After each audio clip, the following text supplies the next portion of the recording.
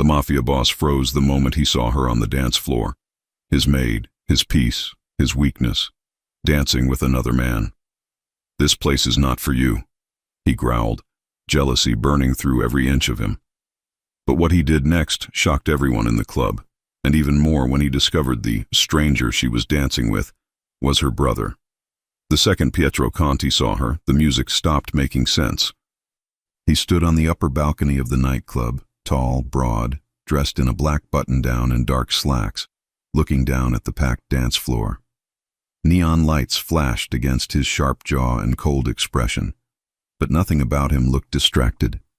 His attention was locked on one point, one person, Lily Parker, his maid, his routine, his quietness after long days, the woman he tried not to want, and she was dancing in the middle of a crowd as if she belonged to this world. Her black dress hugged her body in a way Pietro had never seen inside his penthouse. Her hair framed her face, her skin glowing under the lights. She laughed at something the man next to her said, and Pietro watched that man place a hand on her waist. Everything inside Pietro stopped. His bodyguards continued talking, but he didn't hear a word. His eyes narrowed, his chest tightened, and something hot and possessive rose inside him with a speed that startled even him. She was with a man.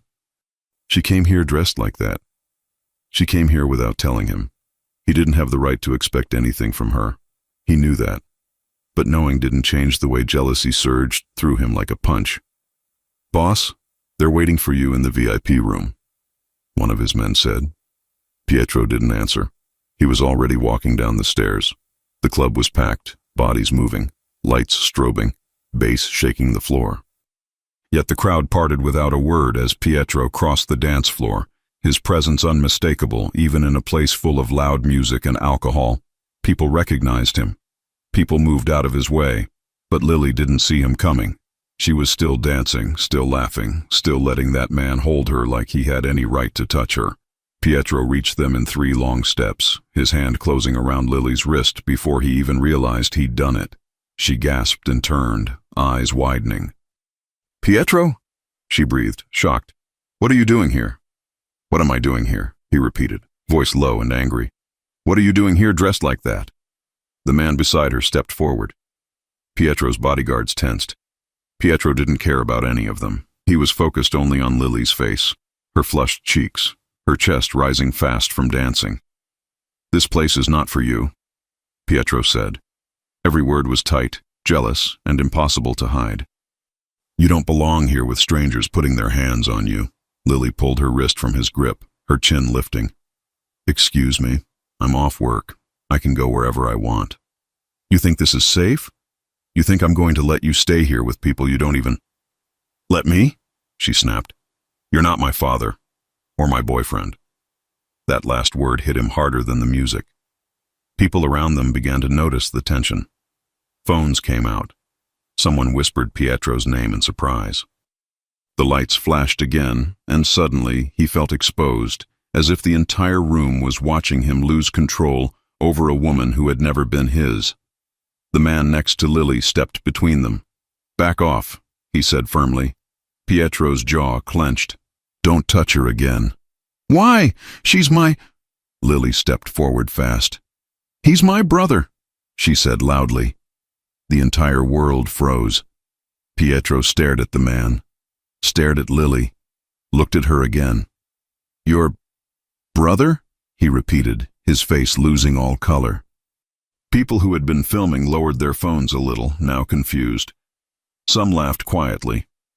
Pietro felt heat rise in his neck, humiliation, shock, jealousy mixing into something sharp and painful. Jake Parker, Lily's brother, looked Pietro up and down, unimpressed. "You really thought I was her boyfriend?" Jake asked. Pietro didn't answer. He couldn't. Lily crossed her arms. "You made a scene in front of everyone. Again." Pietro opened his mouth, but nothing came out. He felt the eyes on him, the whispers, the judgment. Pietro Conti never felt foolish in public. Never. But tonight he did, and the embarrassment burned hotter than his jealousy. "Lily," he tried, quieter now. "I didn't know. I thought—" You didn't ask, she said sharply. You just assumed, like always. Jake placed a hand on Lily's shoulder. Pietro didn't miss the protective way he did it. And Pietro, for the first time in years, felt completely out of place. Lily turned away from him. I'm going home, she said. I work in the morning. I don't want any drama at my job tomorrow. Lily. No, she cut him off. You don't get to act like this outside work. I deserve a life, Pietro, a normal one, with friends, with family, without you storming in like you own every part of it. The words hit harder than she intended. Pietro's throat tightened. His pride tried to speak, but nothing came. He watched her walk away with Jake, her dress catching the light, her hair swaying with each step. His bodyguards waited beside him. One of them leaned close and whispered, Boss, people filmed everything. Pietro closed his eyes for a second. Of course they had. Of course his worst moment would be all over the internet by morning.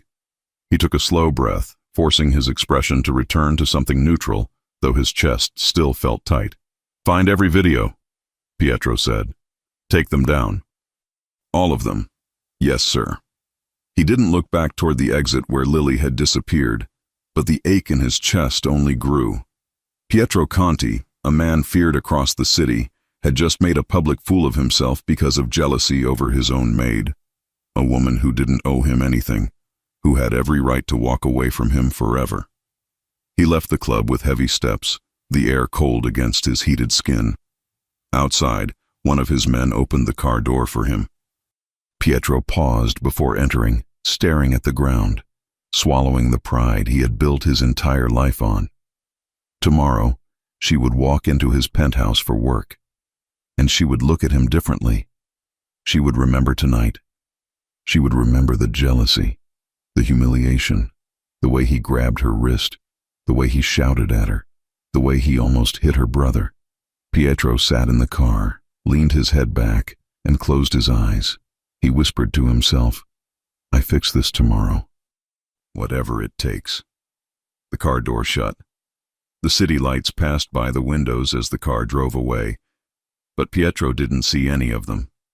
He saw only Lily, her eyes, her hurt, her disappointment, and the knowledge that he had crossed a line he could never cross again.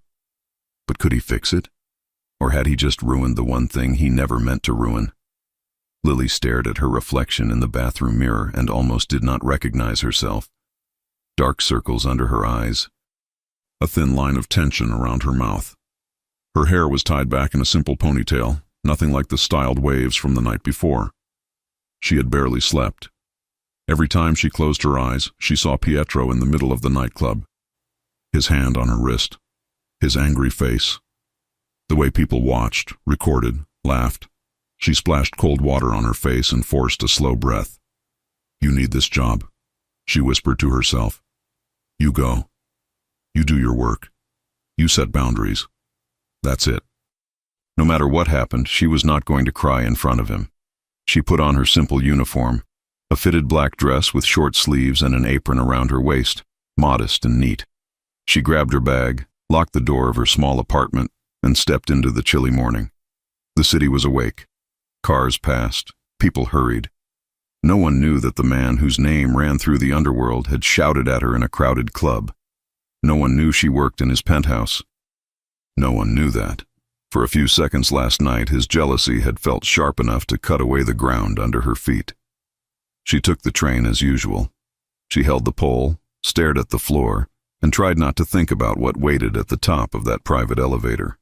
Would he pretend nothing happened? Would he fire her? Would he say she was out of line? By the time she reached his building, her stomach was tight. The marble lobby was quiet. The security guard at the desk gave her a quick nod. Morning, Lily, he said. Morning, she answered. She swiped her badge and walked to the private elevator that went straight up to Pietro Conti's penthouse. The doors closed and soft music played in the background. She pressed her lips together, watching the numbers climb. 19, 20, 21. She adjusted her apron with nervous fingers. When the doors slid open, the familiar space of the penthouse greeted her. High ceilings, floor-to-ceiling windows with a view of the city. Clean lines, neutral colors, expensive furniture arranged in a way that looked effortless. Usually the place made her feel calm, safe. Tonight, it felt like a test. A few other staff members were already there, moving quietly. "Hey, Lily," one of the housekeepers whispered. "Rough night." She forced a little smile. "You have no idea." They exchanged a look that said enough. Lily headed straight to the kitchen. She tied her apron tighter and began her routine, checking the fridge, taking out ingredients, filling the large coffee machine with fresh beans. Her hands moved automatically. Eggs, bread, fresh fruit, bacon, orange juice. Her mind was not automatic at all. She kept hearing his voice from the club. "This place is not for you. You don't belong here dressed like that." Her jaw tensed. She heard footsteps before she saw him.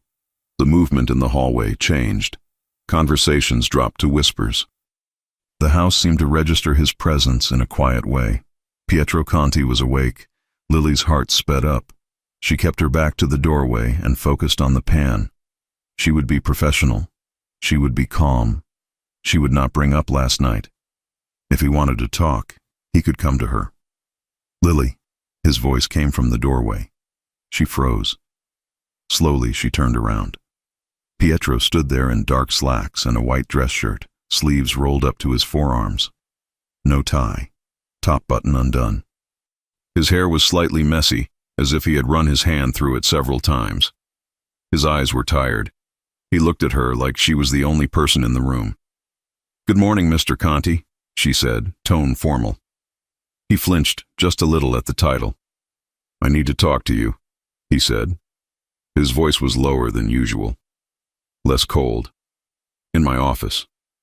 Her fingers tightened around the spatula. "I have breakfast to finish." "I already told Rosa to handle it," he said. "Please." She didn't like that word coming from him. Please. It cut through her anger and touched something she wasn't ready to admit. Lily glanced at the older cook, who gave her a quick nod. "Go," Rosa whispered. "I've got this." Lily wiped her hands on a towel and followed Pietro down the hall. Each step echoed inside her chest. Her eyes focused on the back of his shirt, on the tense line of his shoulders. He opened the door to his office and stood aside so she could enter first. She stepped in. The office was spacious, but not overwhelming. A large desk, shelves with files and a few personal objects, a bar cart in the corner, a leather couch along one wall.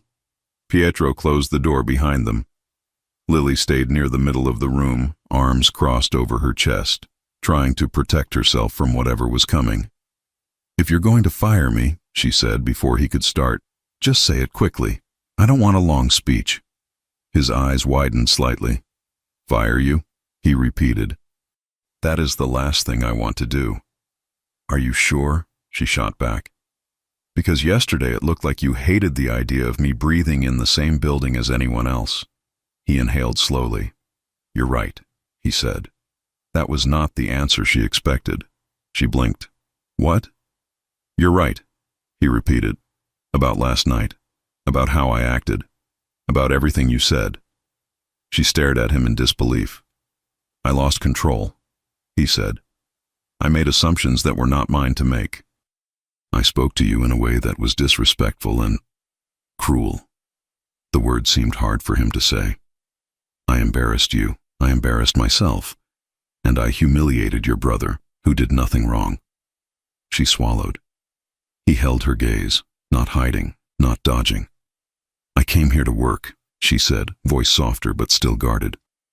"Not to be dragged through a club like I'm someone you own." He closed his eyes for a second. "I know." Silence stretched between them, thick but not empty. "I'm sorry, Lily," he said. She almost asked him to repeat it. She had never heard those words from him before. Not to anyone. "I'm not good at this," he went on, apologizing, admitting I was wrong. "But last night I crossed a line. You didn't deserve that." His hands were loose at his sides, not clenched like they usually were when something irritated him. He looked human, not the untouchable Mafia boss the city whispered about, just a man who knew he had gone too far. Lily Lily's anger did not vanish, but it shifted. "You didn't just humiliate me," she said slowly. "There were people filming. My brother saw the way you grabbed me. Everyone saw how you spoke to me. That doesn't disappear in one morning because you say you're sorry." He nodded. "I know. That's why I already started fixing it." She frowned. "Fixing what?" "The videos," he said. "My people are taking them down. Any account that posted the scene will receive a visit or a call or an offer they will not refuse. It may take time, but I won't stop until every video is gone." She stared. "You're serious?" she asked. "Yes." She pressed her lips together, trying not to show how much that effort meant to her. "This is not about my reputation," he added. "It's about yours. You work here. I don't want anyone turning your name into some joke online because of my stupidity." Her eyes burned for a second, but she blinked it away. "Why do you care so much?" she asked. "I'm your maid." His jaw flexed. "You're not just my maid," he said, voice low. Her heart skipped once. He took a step closer, careful, slow, as if he didn't want to corner her. "You are the person who keeps this place running," he said. "You are the first face I see most mornings, and the last one before I shut my eyes at night. You know how I take my coffee without me telling you. You notice when I'm 10 minutes late, and you save my dinner so it doesn't get cold. You turn off the lights when I fall asleep on the couch with my files open. You listen when I say nothing." He swallowed. "So no," he said. "You are not just my maid." Her chest tightened. She stepped back half a step, needing space from the intensity in his eyes. "You still don't get to control what I do outside work," she said, even though her voice was softer now. "I decide where I go. I decide what I wear. You had no right to talk to me like that." "I know," he said again. "That's why I'm standing here now, not as your boss, as a man who knows he hurt you and is asking for a chance to make it right." His honesty was disarming. Lily let her arms drop slowly. "I felt so small last night," she admitted, surprising herself with the confession. "You walked in, and it was like everything about my night, everything about my life, suddenly belonged to you. People stared at me like I had done something wrong just for dancing, for smiling, for being a woman in a dress." A flicker of pain crossed his face. "I never wanted to make you feel small," he said. "I only saw red. I saw some man's hands on you and my mind stopped working." "Jake is my brother," she reminded him. "Yes," he said, "and he was right to stand between us." She remembered the moment Pietro almost hit Jake, the tension in his shoulders, the fury in his eyes. It made her stomach twist a little to replay it. "He thought I was your boyfriend," Jake had told her later, half amused, half annoyed. "That guy is crazy about you." She pushed that thought away. "There is a line," she said, "between caring and controlling. What you did last night crossed that line." "I know," he said quietly. His shoulders lowered slightly, as if he was putting down something heavy. "What do you want from me, Lily?" he asked. "Tell me. If you want to leave this job, I'll understand. I'll make sure you get a recommendation, help you find another place, another apartment, anything." She stared at him, startled. "Why?" she asked. "Because I'm not going to keep you here if you feel unsafe around me," he said. "I refuse to be the reason you're afraid to walk into your own workplace." Her throat tightened again, this time for a different reason. She thought about her rent, about her brother's occasional jobs, about how this job gave her stability she had never had before. She thought about the way Pietro had looked at her in the kitchen when she brought him late-night tea, the way his eyes softened when she laughed, the way he always made sure she was driven home safely when she stayed late. "I don't want to leave," she said finally. His eyes flicked up to hers fast. "You don't?" "No," she said. "But I need clear boundaries. I need to know that you understand that my life belongs to me. My body belongs to me. My nights off belong to me. You can't show up in a club and pull me around like you bought every hour of my existence." He nodded slowly. "Then that's what we do," he said. "We create boundaries. It sounded strange coming from him. Pietro Conti, talking about boundaries. "I will never touch you like that again without your permission," he said. "I will never speak to you that way in public again, or in private. If I have a problem, I'll talk to you. Not shout at you like a drunk idiot in front of strangers." Heat crawled up her neck. "You weren't drunk," she said. "You were jealous." His mouth tightened. "Yes," he admitted. "I was." The word hung in the air between them. "I had no right to feel like you owed me an explanation about who you were dancing with," he said. "But I felt it anyway. I saw you smiling at him and it hurt." Her chest warmed in an uncomfortable way. "You barely look at me some days," she said. "You walk past me like I'm part of the furniture, and then suddenly you act like you're mine," he finished, voice barely above a whisper. She swallowed. Her pulse pounded under her skin. "I am not yours," she said quietly. "Not unless I choose to be." Something shifted in his gaze. "Then I'll give you reasons to choose me," he said. The words came out low and steady, not arrogant, not demanding. Just a promise. Lily's breath caught. He took another step back from her, as if giving her physical space to match the boundaries she had just set. "That starts with this apology," he said, "and with actions that match it." "What actions?" she asked, wary but curious. "You'll see," he said, "starting today." Her brows drew together. "I'm not asking you to trust me right now," he added. "I know I lost that. I'm asking for the chance to earn it back." She looked at him for a long moment. She saw the dark circles under his eyes, the tension in his jaw, the sincerity in his expression. For a man used to control and power, this level of humility did not come easily. She could see that. "Fine," she said slowly. "You get one chance." A brief, almost relieved breath left his chest. "One," she repeated. "You blow it, I'm done. I don't care how much you pay me. I'll walk out and I won't look back." "I understand," he said. "You deserve that." Silence settled between them again, but this time it was less sharp. "I should go help with breakfast," she said. "People will start waking up." He nodded and moved to open the door for her. As she passed him, his hand brushed her arm by accident. They both froze at the contact. It was light, casual, but her skin reacted like it remembered every time his eyes had lingered on her in the past few months. "Sorry," he murmured. "It's fine," she said quickly, pulling away. She left the office and walked down the hall, heart pounding in a new rhythm. The morning unfolded in subtle shifts. Rosa tried to take over most of the heavier tasks, despite Lily's protests. "Orders from the boss?" she said with a little smile. "He said you do too much." One of the younger cleaners came to help Lily in the dining room without being asked. "Mr. Conti told me to," she explained.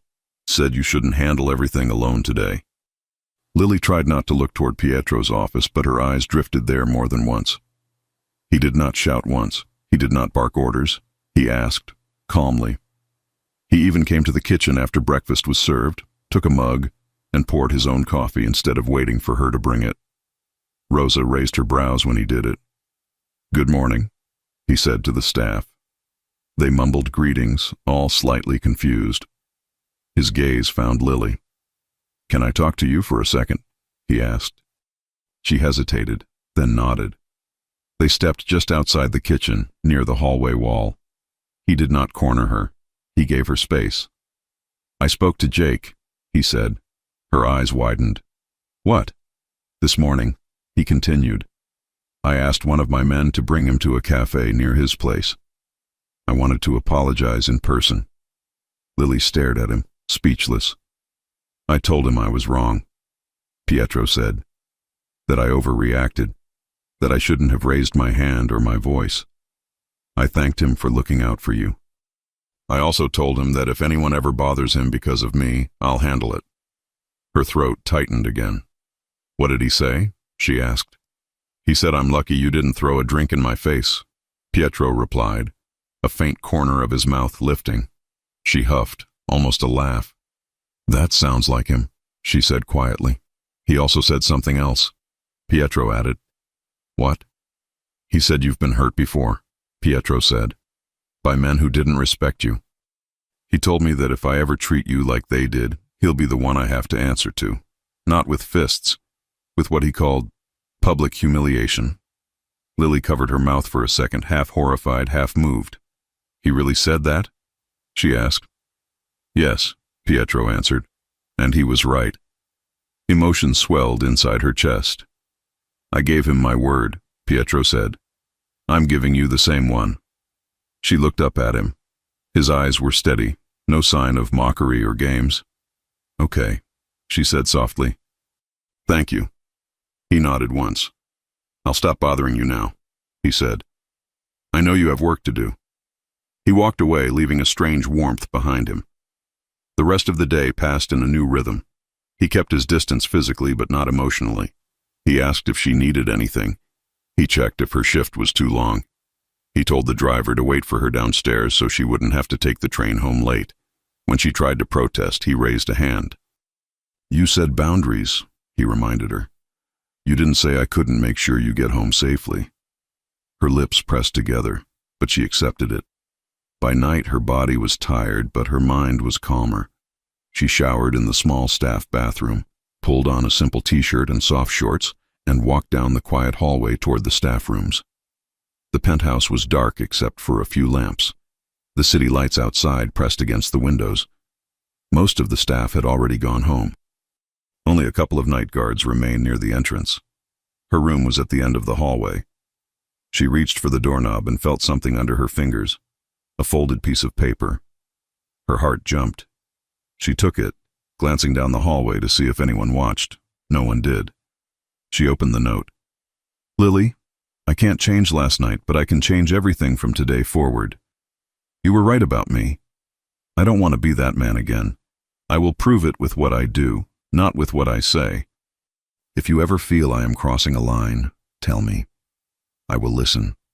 You deserve respect, safety, and the chance to live your life, even if that life pulls you away from mine one day. I hope it doesn't. Pietro. Her throat closed up. She read the note twice, then a third time. He hoped her life would not pull her away from his. She held the paper against her chest for a moment, breathing slowly, feeling a warmth spread through her body that had nothing to do with anger or humiliation. He had apologized. He had talked to her. He had talked to her brother. He was changing his behavior, and he was not hiding the truth. He cared. Lily folded the note carefully, as if it was something fragile, and placed it inside the drawer of the small nightstand by her bed. She turned off the lamp and lay down, staring at the ceiling. For the first time since the nightclub, she closed her eyes and did not see his angry face. She saw him in his office with his guard down. She saw his hand shaking slightly when he talked about losing her trust. She saw his signature at the bottom of that note, narrow and strong. What if he meant every word? What if this was not just guilt? What if this was the beginning of something real? Her heart beat faster with a new kind of fear, a softer one, because if he kept his promise, she had no idea how long she would be able to resist him. And if she let herself fall, would his world ever truly be safe for her? She turned to her side and closed her eyes, holding the image of his face in the doorway of the kitchen, eyes tired, voice low, saying, "You are not just my maid." Sleep came easier than she expected. In the morning, the real test would begin. Would the Mafia boss keep acting like a man who wanted to deserve her? Lily woke up before her alarm. For the first time in weeks, her mind wasn't heavy. The note under her pillow had done something she didn't expect. It softened the sharpness of her memories from the club. It didn't erase them, nothing could. But it changed the way they sat inside her. She brushed her hair, tied it back, dressed in her uniform, and left her small apartment feeling strangely nervous. Not anxious, not fearful, just aware. Aware that today might feel different. Aware that he promised actions, not words. Aware that part of her wanted to see if he meant it. The elevator doors opened to the penthouse floor, and she stepped out into a quiet morning. Sunlight poured through the windows. The sky was clear. The usual comfort returned, the smell of coffee brewing, the soft hum of staff preparing breakfast. but something was missing. Pietro wasn't in the kitchen. He was always in the kitchen early, drinking his first coffee of the day, going through files, pretending not to watch her as she moved around preparing things. Today, the counter was empty. "Morning, sweetheart," Rosa said with a little smile. "He's in his office." Lily froze mid-step. "He asked if you were here yet," Rosa added. "Twice." Lily's heart flipped. She tried to look unaffected. "He's probably just checking the schedule." Rosa chuckled. "Sure." Lily grabbed a tray and continued her routine, pretending not to listen for footsteps. But she heard them, slow, measured, unmistakable. Pietro appeared in the kitchen doorway. He wasn't dressed in his usual suit yet. Instead, he wore dark jeans and a gray sweater that made him look younger, almost relaxed. His hair was a little messy, like he had gotten out of the shower and towel-dried it in a rush. His eyes scanned the room and stopped on her immediately. "Good morning," he said. Lily swallowed. "Morning, Mr. Conti." "Pietro," he corrected softly. She hesitated. He didn't push it. He stepped inside and leaned his hip against the counter, not blocking her, not commanding space like the day before. Just standing close enough that she felt the warmth of his presence. "I didn't want to interrupt you," he said quietly. "I know mornings are busy." Lily blinked. This was new. "It's fine," she said. "Do you need something?" "Just coffee," he said. "But I'll make it myself." He reached for the mug, poured the coffee, and added sugar exactly how she usually prepared it for him. The staff pretended not to stare, but everyone noticed. Pietro Conti making his own coffee was a historic moment. He sipped it, then nodded toward the hallway. "Can we talk later?" he asked. "Only if you want to." Lily wiped her hands on a towel. "About what?" "About how your day is planned, and other things." Her stomach fluttered. "Sure," she said. He nodded once, a small, almost shy movement, then left the kitchen. Rosa walked up behind Lily, whispering, "My God, he is trying." Lily glared. "Rosa." "What? It's cute." She ignored the comment, mostly because she agreed. The first half of the morning passed smoothly. By noon, Lily had organized the pantry, washed the fruit, cleaned the dining table, and replaced the fresh flowers in the living room. She didn't see Pietro again until she finished placing fresh towels in the guest bathroom. When she stepped out, he was waiting in the hallway. Not hovering, not blocking her path, just waiting. "Do you have a minute?" he asked. "I do," she said. He motioned toward the private lounge near his office. She followed him, feeling her heart beat a little faster with each step. He opened the door and let her enter first. The room was cozy, a small couch, bookshelves, soft lighting. He took a seat in the chair across from her, leaving space between them. "Thank you for yesterday," he began, "for not walking out." "I came because of the job," she said honestly, "but I stayed because of what you said." His expression softened. "I meant every word." Lily looked down at her hands for a moment. "So, what now?" He leaned forward slightly. "Now I prove that I can treat you with the respect you deserve," he said. "Not just today, every day." She inhaled slowly. "Okay." He nodded. "Tell me what you need from me. Be honest. Even if it's something I won't want to hear." Lily thought for a moment. "I need you to talk to me like I matter," she said. "Not like I'm just someone who cleans your house." "You matter," he said immediately. She felt that in her stomach. "I also need you to stop assuming things about my life," she added. "If something bothers you, ask. Don't explode." "I can do that," he said. "And if you're jealous," she said, trying to keep her voice steady, "don't turn it into a scene." He looked down, embarrassed. "I won't." "Good," she said. Silence settled, warm and awkward and sincere. "Can I say something now?" he asked. She nodded. "I want to know you," he said. "Not just your schedule, not just your work. You." Her breath caught. "I know your favorite tea because you make it here sometimes," he continued. "But I don't know your favorite food, or your favorite show, or what you do when you're tired or sad. I don't know what music you like, even though you danced last night like you knew every song." Her cheeks heated. He had watched her. Of course he had. She shifted in her seat. "Why do you want to know all that?" His eyes held hers with quiet honesty.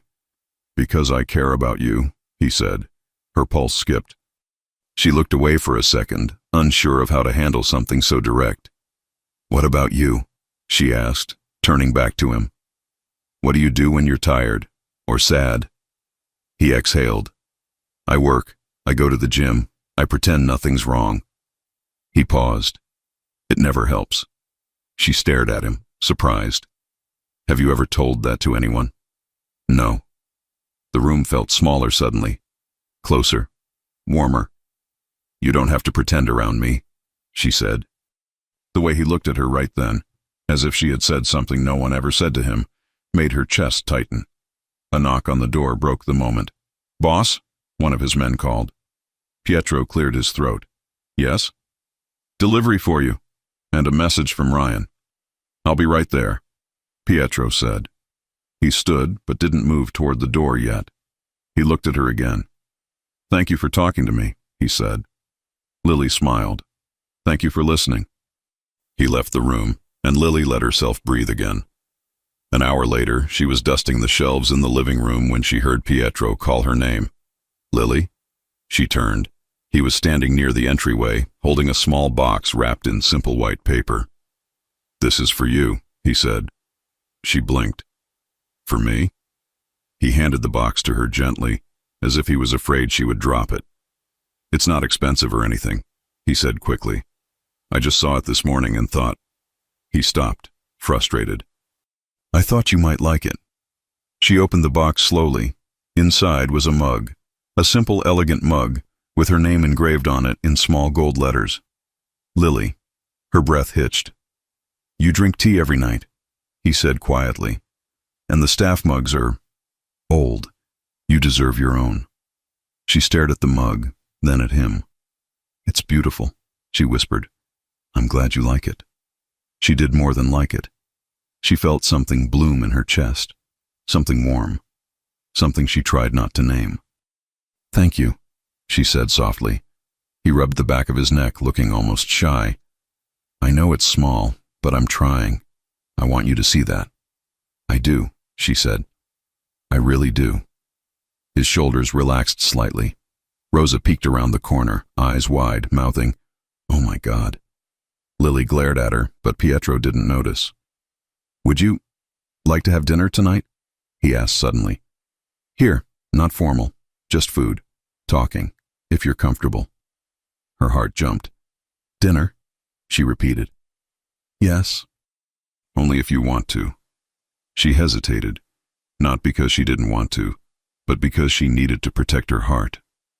"Dinner is fine," she said, "but only if it's casual." He nodded. "Casual, I promise." Dinner was nothing like she expected. He didn't call a chef. He didn't set the table with silverware and wine glasses. He didn't turn it into a performance. He ordered takeout. Pizza. And not from an overpriced place either. From a small pizzeria down the street, he said reminded him of his childhood.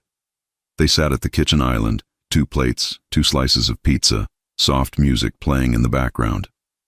"This feels strange," she admitted with a small laugh. "Good strange?" he asked.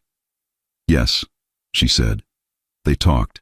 About childhood, about movies, about fears, about silly things they liked. He told her that he used to sneak into his father's office as a boy, but was always caught because he walked too loudly.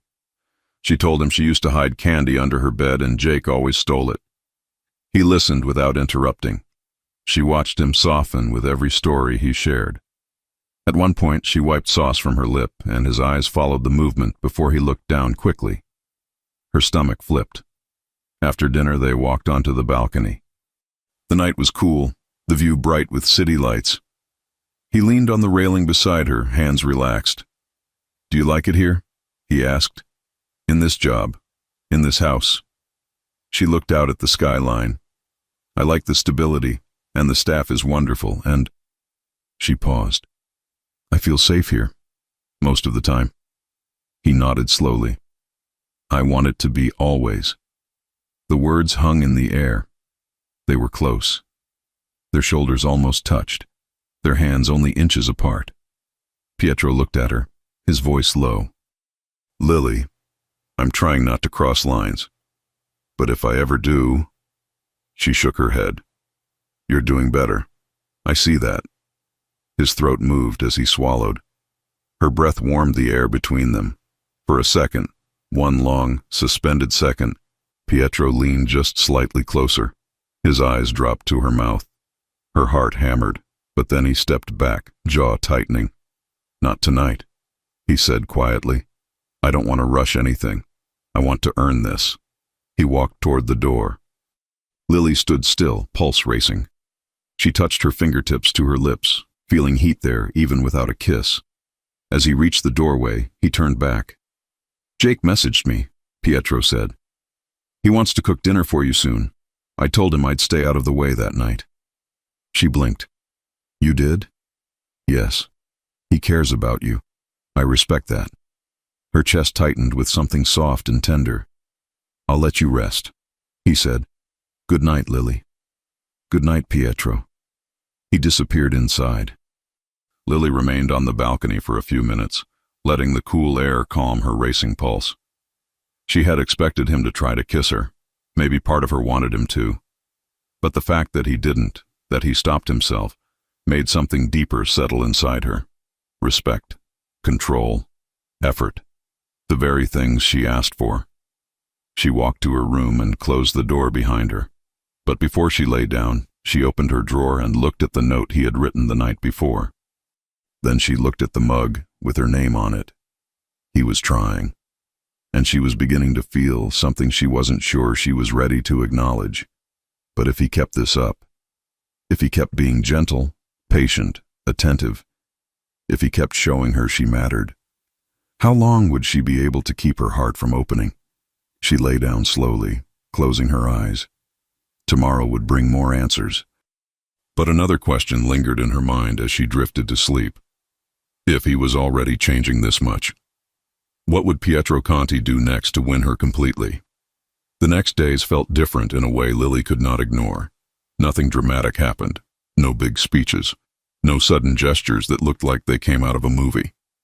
Instead, there were small, steady changes that made her notice Pietro even more. He asked how she slept. He checked if she had already eaten before he sat down for breakfast. He stopped raising his voice at staff and started asking for things in a calm tone. He still carried the weight of his world on his shoulders, but he did not throw that weight at her anymore. On the third morning after their pizza dinner, Lily was arranging fresh flowers in a vase on the dining table when she heard his footsteps behind her. Lily, Pietro said. She straightened and turned around. He was in a dark blue suit, perfectly fitted, white shirt, no tie yet. His hair was styled, his jaw freshly shaved. He looked ready for something important. Good morning, she said. Good morning, he replied. His eyes flicked to the flowers. You always pick the right ones. She gave a small smile. Rosa chooses the colors. I just make them stand straight. You make everything here stand straight, he said, including me. Her cheeks warmed at the quiet compliment. He cleared his throat. I need to ask you something. Her stomach tightened. Is everything okay? Yes, he said. Better than before, actually. I have an event tonight. A formal one. I have to go. It is at a hotel downtown. She nodded. Do you need me to prepare anything before you go? Clothes? Schedule? Something for when you return? He shook his head. No, that is not what I want. He took a breath. I want you to come with me. She froze, fingers still resting on the flower stems. Come with you? She repeated. Yes, he said. As my guest. Her heart jumped hard. Pietro, I work for you, she said. Events like that are not for staff. People will talk. People always talk, he said simply. I am not asking them. I am asking you. Do you want to come? She looked at him, trying to read his expression. He looked serious, but there was a hint of something nervous in his eyes. That was new. "What kind of event is it?" she asked. "A charity gala," he said. "Officially. In reality, it is a place where people with money and influence smile at each other and make deals about things that affect the city." He paused. "Some of those people are part of my world. Some are not. I want them to see you beside me." "Why?" she asked softly. "Because you are important to me," he said, "and because I am tired of pretending I walk through life alone." Her chest felt tight in a good way. "You do not have to answer now," he added quickly. "Think about it. If you feel uncomfortable, you can say no. I will not be angry. I will understand." She stared at him for a long second. "What would I even wear?" she asked. Relief touched his eyes. "I already thought about that," he said. "There is a dress in the guest room closet. One of my contacts delivered it this morning. If you hate it, we can find another solution." She almost laughed. "You bought a dress before asking me?" "I bought a dress hoping you would say yes," he corrected. "If you say no, I will send it back." He looked at her with quiet patience. The Lily from a few weeks ago would have said no without thinking. She would have been afraid of being out of place, afraid of the judgment, afraid of what standing next to a man like Pietro in public would mean. The Lily from now remembered his apology, his note, his steady effort every day. "Okay," she said. His eyes widened slightly. "Okay." "I will go," she said. "As your guest." Slow relief and something warmer spread across his face. "Thank you," he said. She took a breath. "There is one condition." "Name it." "You do not control how I talk, how I smile, who I greet," she said. "You can warn me about someone if you feel they are dangerous. But you do not get to bark at me across the room because you do not like the way someone looks at me." He nodded at once. "Agreed." Her shoulders relaxed. "And if I feel overwhelmed," she added, "we leave. No questions." "We leave," he confirmed. She straightened the last flower, trying to calm her racing pulse. "What time do we leave?" she asked. "The car will pick us up at 7, he said. "If you want, the stylist can help you at 5. Hair, makeup, whatever you are comfortable with." "A stylist?" she repeated. He pressed his lips together. "Too much?" She hesitated, then shook her head. "No, just new. If you do not like anything they do, you tell them to change it," he said. "You are in charge of how you look, not them, not me." Her heart softened again. "Okay," she said quietly. "Then I will be ready at 5. He allowed himself a small smile. "I cannot wait to see you." He walked away before she could answer. At 5 o'clock sharp, Lily walked into the guest room and stopped. There were people in there, a woman with a tablet, a man with a makeup case, another woman with a set of tools for hair. They all turned to her with friendly smiles. "You must be Lily," the first woman said. "I'm Natalie. He told us you might run away unless we were very nice." Lily blinked. "He said that?" "Oh yes," Natalie said with a laugh. "And he also said that if we make you uncomfortable, we never work here again, so you are safe." That made Lily relax a little. They sat her down in front of a mirror. Natalie asked what Lily liked. "Nothing heavy," Lily said. "I do not want thick makeup. I still want to look like myself. Soft skin, light eyes, a little mascara, soft lipstick." "Got it," Natalie said. "And your hair?" Lily looked at her reflection. "Simple waves, maybe, nothing huge." "We can do that," the hairstylist said. For the next hour, hands moved around her, brushes touched her skin, fingers slid through her hair, curling and smoothing. The feeling was strange and a little luxurious. She was not used to being the center of attention this way. Usually, she was the one in the background, invisible. Useful. Today, she was the one being prepared. When they finished, Natalie stepped back. "Ready to see?" she asked. Lily looked at herself in the mirror, and her chest tightened. Her skin looked smooth and fresh. Her eyes looked a little bigger with the soft makeup. Her lips had a natural pink tone. Her hair fell in loose, shiny waves around her shoulders, framing her face. "You look beautiful," Natalie said. Lily swallowed. Thank you. Time for the dress, the hairstylist said, pointing to the closet. Lily stood and opened the door. The dress hung alone on the rail. A deep emerald green gown, simple but elegant. The fabric fell in a clean line with thin straps and a modest neckline that still showed her collarbones.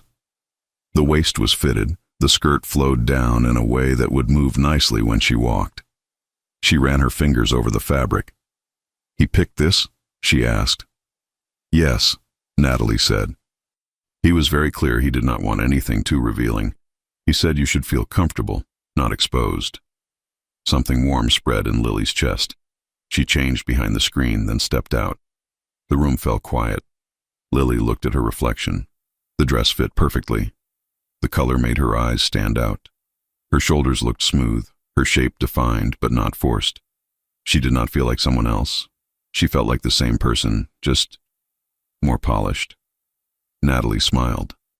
He is going to stop breathing when he sees you. Lily's stomach flipped. I will send a text, Natalie said. He is waiting in the hall. Lily took a deep breath, smoothed her hands down the sides of her dress, and tried not to think about the way her heart pounded. There was a soft knock on the door. Come in, Natalie called. The door opened. Pietro stepped inside and then stopped. For a moment, he did not move. He wore a black suit with a crisp white shirt and a dark tie. His hair was neatly styled, his jaw strong, his posture straight. He looked every inch the powerful man the city whispered about. But his eyes were not cold. They were locked on her with open, stunned honesty. Lily felt her face heat under his gaze. Say something, she said quietly. His mouth curved just a little. I am trying to find words, he said. And that is not something that happens often.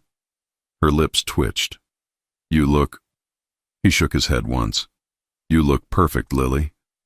The simple sentence hit deeper than any complicated compliment. Thank you, she said softly. He stepped closer, slow and careful. He did not reach out to touch her. He just stood close enough that she could smell his clean cologne and feel the warmth from his body. Are you comfortable? He asked. If anything feels wrong, we change it. We do not go. I am comfortable, she said. A little nervous. That makes two of us, he admitted. Natalie pretended to busy herself with her tablet, but Lily could feel the woman smiling behind them. Pietro offered his arm. Ready? He asked. She placed her hand on his forearm. The contact sent a small shiver through her.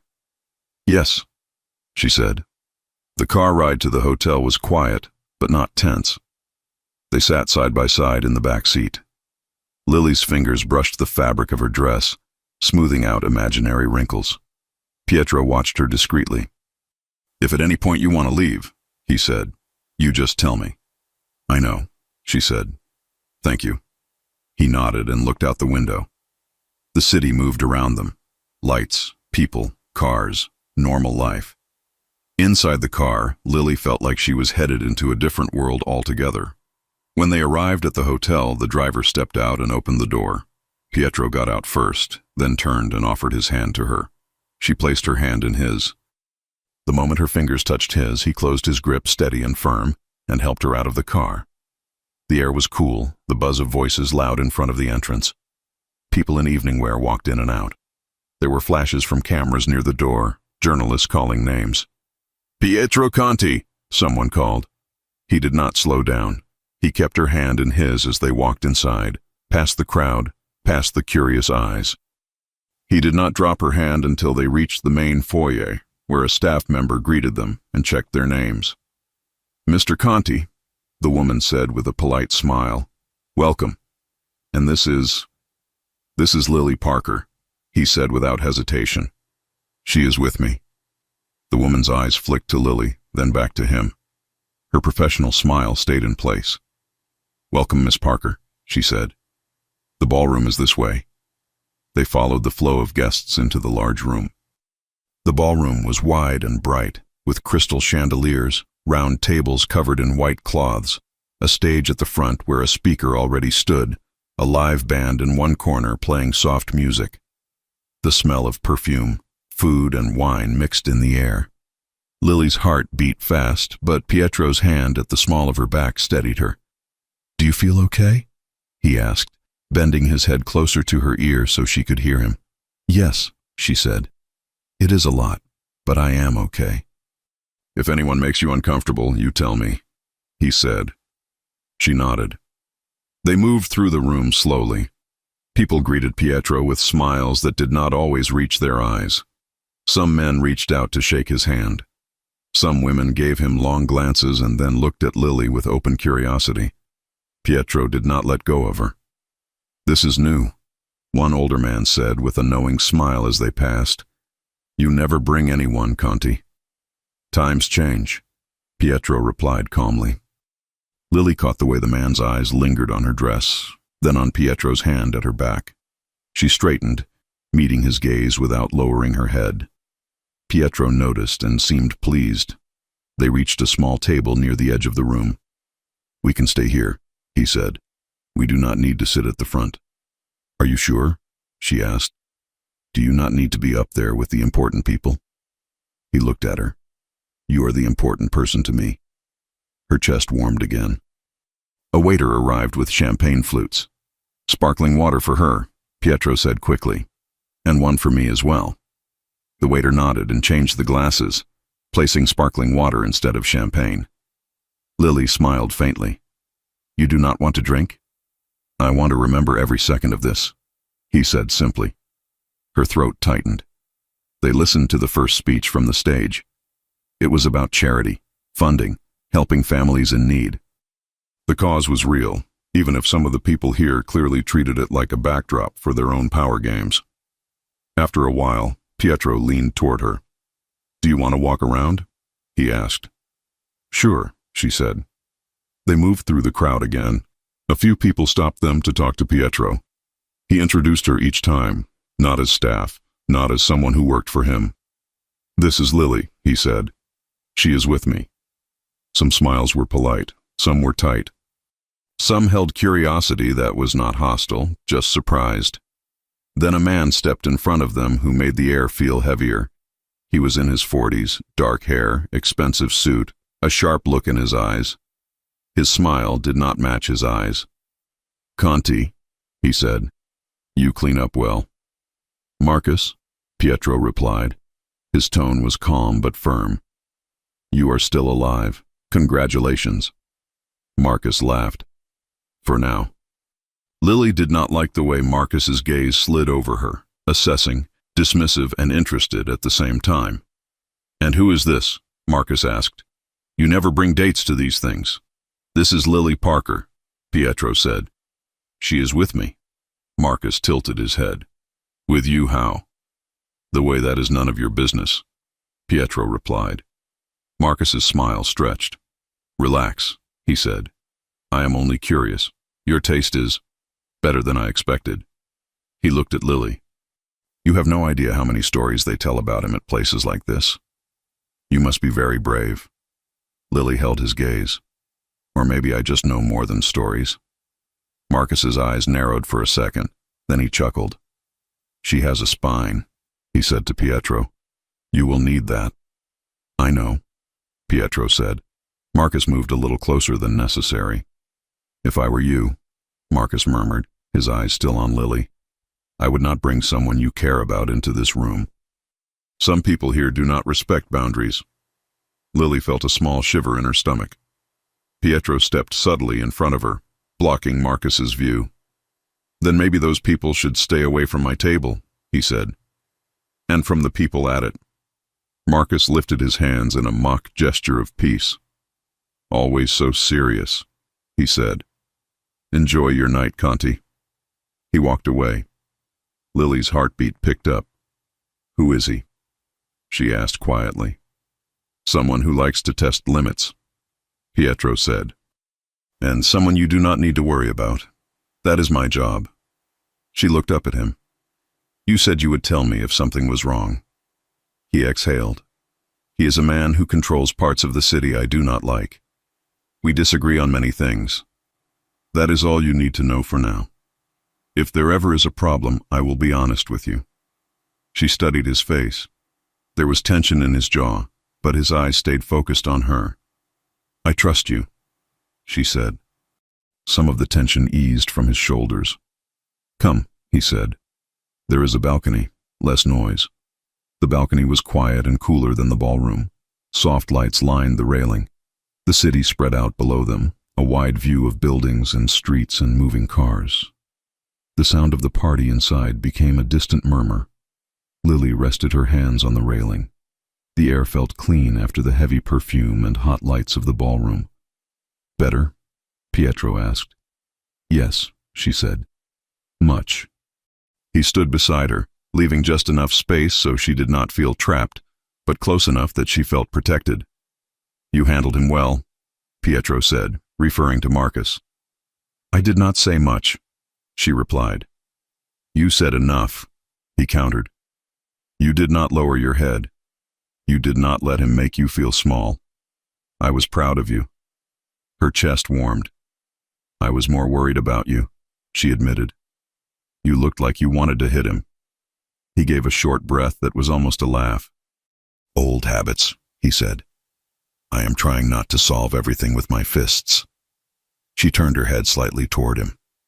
"You are doing well," she said. "I see the effort. I see how you stop yourself and think before you talk. It matters." He looked at her as if her words were more valuable than everything inside the ballroom. "I am learning," he said. "Because of you." Silence settled in, but it was a gentle one. She focused on the view, on the cool air against her skin, on the warmth of his presence at her side. He watched her. "Do you feel out of place here?" he asked. She thought about it. A little, but in the good way. "What does that mean?" he asked.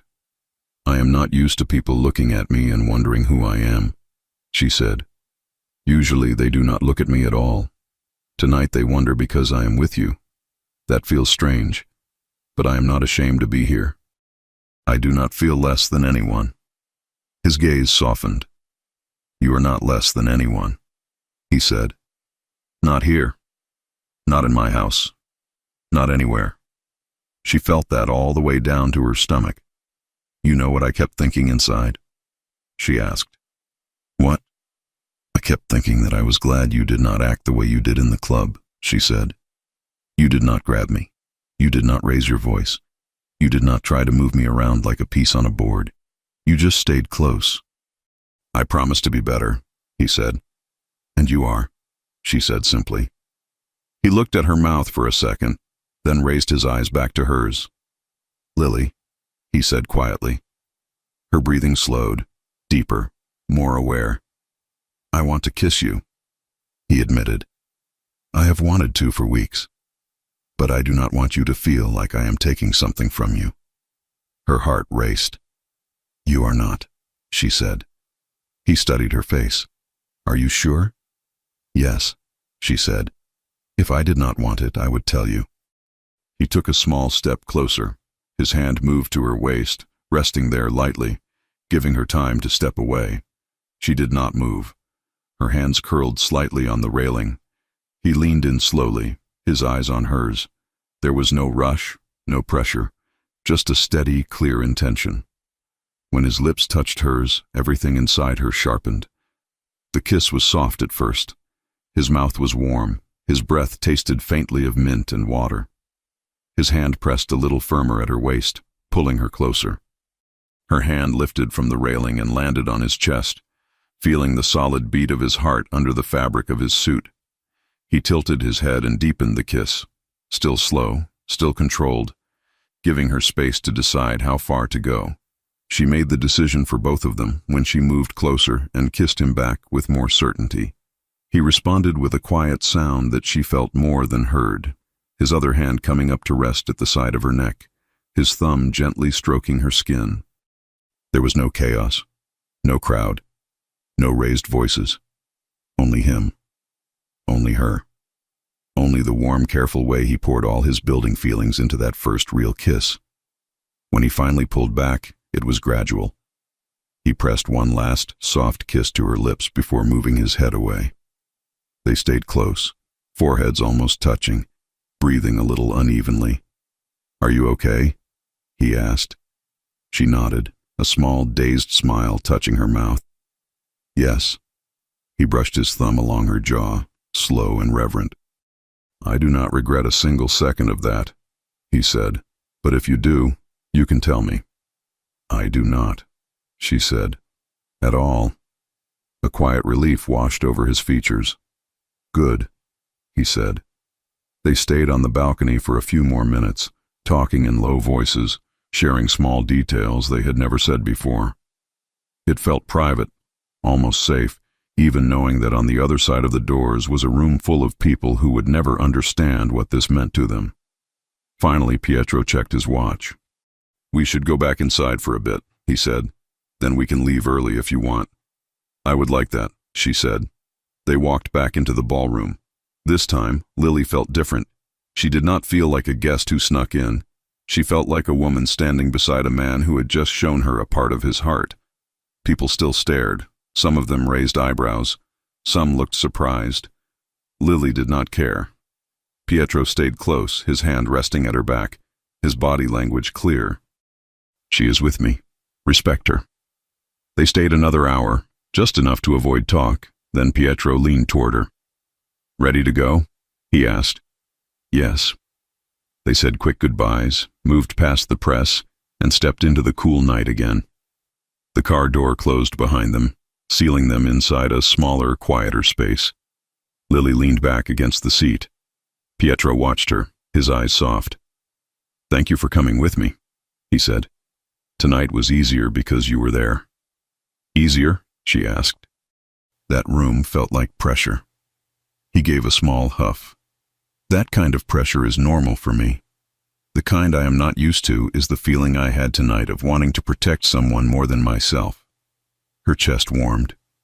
"You did protect me," she said. "You stayed close. You did not let Marcus get to me." His expression turned serious at the name. "When he stepped too close, I wanted to do more than talk," he admitted. "But I remembered what you said, so I kept my hands to myself." She smiled a little. "I noticed that too." They fell into a comfortable silence after that. When the car pulled into the building's private garage, Pietro's phone vibrated. He frowned and pulled it out. A message. His eyes darkened as he opened it. Lily saw his body change. His jaw tightened, his shoulders stiffened, the muscles in his hand flexed around the phone. "What is it?" she asked. "Nothing you need to worry about," he said automatically. She narrowed her eyes. "You promised to be honest." He exhaled slowly and turned the screen slightly away from her. It was a photo.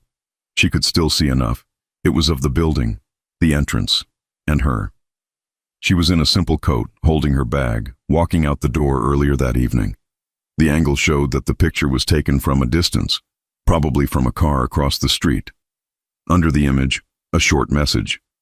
"Nice choice, Conti. Be careful where you take her." Lily's stomach dropped. "They know who I am," she said quietly. "Yes," Pietro said. His voice was low but steady. "They do." Fear rose in her chest, but it mixed with something else when she looked at him. The cold, focused expression on his face was not the same as the jealous rage from the nightclub. This was different. This was the controlled, dangerous side of him that the city feared. He put the phone away. "I am going to handle this," he said. "But from now on, we do not pretend this risk does not exist." She swallowed hard. "What does that mean for me?" "It means you are under my protection now," he said. "Not as an employee, as someone I care about." Her pulse pounded. "Can your protection really stop people like that?" she asked. His eyes met hers, dark and determined. "If they try anything," he said, "they will regret it more than anything they have done in their lives." The words were calm, firm, final. The car door opened. He stepped out and turned to her, offering his hand again. She took it. As she stood in the garage, the weight of what had just changed settled on her. She was not just the maid who worked in the penthouse anymore. She was the woman who walked beside a Mafia boss in public. She was the woman someone had decided to watch, And she was the woman Pietro Conti had just silently promised to protect at any cost. The question that lingered as they walked toward the elevator together was simple and heavy. How far would his world go to test that promise? And how far would he go to keep it? Lily barely slept after the gala. She kept replaying the balcony kiss, the way Pietro's hands felt on her waist, the way his voice softened every time he spoke to her. And then the photo, the shadowy reminder that someone out there knew who she was. By morning, she felt a mixture of warmth and unease twisting inside her. When she reached the penthouse floor, 2 new guards stood near the private elevator. They nodded at her with professional seriousness. "Good morning, Miss Parker," one of them said. She blinked. "Miss Parker?" "Yes," he said. "Mr. Conti's instructions." She stepped out of the elevator slowly, taking in the small but noticeable differences. More staff moving around, new faces she had never seen. A higher level of alertness in the air. Then she saw him. Pietro walked out of his office wearing dark slacks and a fitted navy sweater. No jacket, no tie. Hair slightly messy, like he'd been running his hand through it repeatedly. His eyes softened the moment he saw her. "Lily," he said, relief in his tone. "Come here." She walked toward him, heart beating faster than she wanted. He didn't touch her, not in front of everyone. But the way he looked at her felt like an intimate gesture on its own. "Did you sleep?" he asked. "A little," she admitted. "You?" "Barely," he said. "But I'm fine." She studied him. He did look tired, but not defeated, more like someone who had been planning, thinking, preparing. "What happens now?" she asked quietly. "Now," he said, "I make sure you are safe. And I do it without locking you inside the house like a prisoner." Her chest warmed. He motioned for her to follow him to the kitchen. He poured his own coffee again, she noticed, but made a second mug for her, placing it gently in front of her. "You don't have to do that," she said. "I want to," he answered. The simplicity of the words sent a small shiver through her. She took a sip, and he leaned against the counter, crossing his arms. "I need to ask you something," he said. "And I want you to be honest." "Okay." "Do you want to keep working here?" he asked. "In this house? In this world?" She blinked. "Do you want me to quit?" "No," he said quickly. "That's the problem. I want you here. But I need to know if this is still what you want." She set the mug down. "I want to stay," she said. "But you need to understand something too. I'm not here because I feel trapped. I'm here because I want to be." He nodded slowly.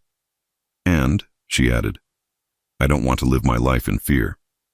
If your world is going to affect me, I need you to help me face it, not hide from it." His jaw softened. "I will," he said, "every step of the way." She exhaled, a little calmer. "And Lily," he added, voice lower, "I don't want you staying here just because you feel something for me." Her breath caught.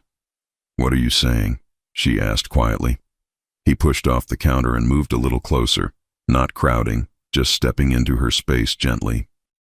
"I want you to stay," he said, "because you choose me. Not because you think you should. Not because of one kiss. Not because of last night. You choose. I don't want anything from you you're not ready to give." Her heart skipped. "I don't feel pressured," she whispered. He breathed out, almost relieved. "Good." Silence settled for a moment, warm and full of something growing between them. Then Rosa walked in and froze mid-step, eyes jumping between them. "Oh, sorry," she said quickly. "I'll go check the fridge." Lily covered a smile. Pietro exhaled through his nose, amused. The day continued quietly, too quietly. Every time Lily turned a corner, a guard was somewhere in the room, not staring at her, watching entrances, scanning the windows, listening to radios. She knew this was Pietro's doing. At lunchtime, Pietro walked into the kitchen with his phone in hand. "Jake is coming tonight," he said. Her heart jumped. "He is?" "Yes. He said he wants to make dinner for both of you. I told him the kitchen is his for the night." Pietro paused. "And I told him I won't be here." Her head snapped up. Why not? Pietro shrugged one shoulder. He said he wanted time alone with you. To talk. To make sure you're okay. I respect that. Her chest softened. That's considerate, she said. Pietro met her eyes. He cares about you. I would be an idiot not to listen to him. She gave a small smile. Thank you. He nodded, but she saw something in his expression. Tension, a pinch of jealousy he was trying to hide. You don't like the idea, she whispered. I don't like being away from you right now, he admitted quietly. But that's my problem, not yours. Her pulse raced. Pietro. He looked down, then up again. Lily, he said softly, I trust you, and I trust your brother. So tonight I will be out of the house doing what needs to be done, and you will have dinner with him. That's how this works. I don't get to isolate you just because I'm jealous. She swallowed.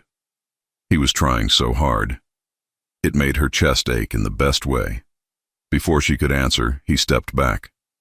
But before I go, he said, I need to show you something. He pulled out a small keyring.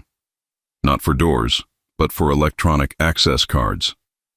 This is an emergency badge, he said. It gives you access to the safe room in the penthouse. If anything happens, even if you think it's a false alarm, you go there. Her stomach tightened. Is it that serious? She asked. For me, he said, you are that serious. Her breath caught. He handed her the badge. She held it, feeling its weight. You really think something could happen? She asked. I think it's better to be careful, he said, and I think you deserve to feel prepared. She nodded and slipped the badge into her apron pocket. He watched her quietly, then took a step closer. Lily, he said, I don't want to scare you. I'm not scared, she whispered. I'm just processing. His eyes softened. If you ever feel unsafe, he said, I will come to you, no matter where I am. Her pulse fluttered. I know, she said softly. I believe you. He exhaled, relief loosening his shoulders. Jake arrived at 6. Lily opened the door before the guards could, and Jake wrapped her in a huge hug. You look less stressed, he said, pulling back. That's good. She smiled. I am less stressed. Jake looked over her head right as Pietro appeared in the hall. The two men nodded at each other. Jake, Pietro said calmly. Conti, Jake replied. Thanks for letting me cook. Thank you for being here, Pietro said. She needs family. Lily felt her eyes warm. Jake crossed his arms. We'll talk later, you and I. Pietro nodded once. I expected that. They weren't friends, but there was respect, and that was enough. Pietro turned to Lily. I'll be back late, he said. If you need anything, call.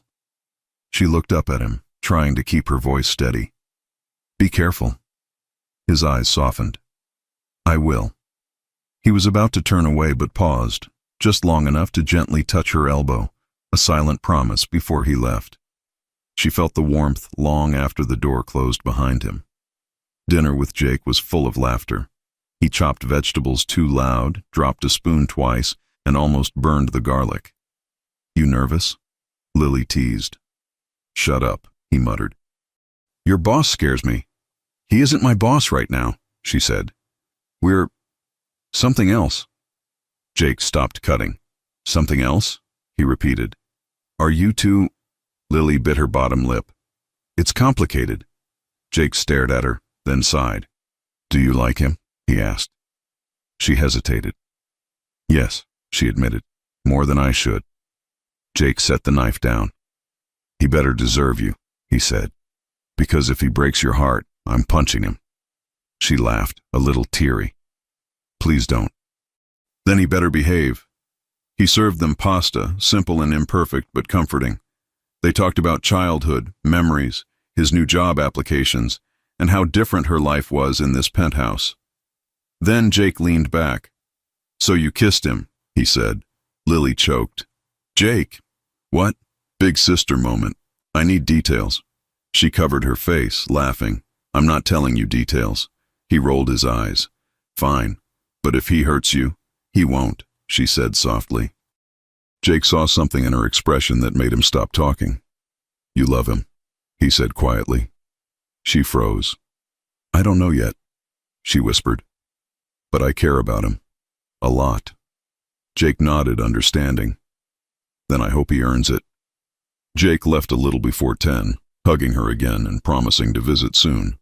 When the door closed, Lily turned and froze. Pietro was there. He stood near the hallway, jacket off, sleeves rolled up, eyes tired but soft when they landed on her. He had just returned. Her pulse jumped. "You're back," she said quietly. "Yes," he said. 10 minutes ago." He walked toward her slowly. "Is everything okay?" she asked. "It is now," he said. She swallowed. "What did Jake say?" Pietro asked. "A lot," she replied with a small smile. "Do I need to worry?" "No," she said. "He wants you to treat me well. That's all."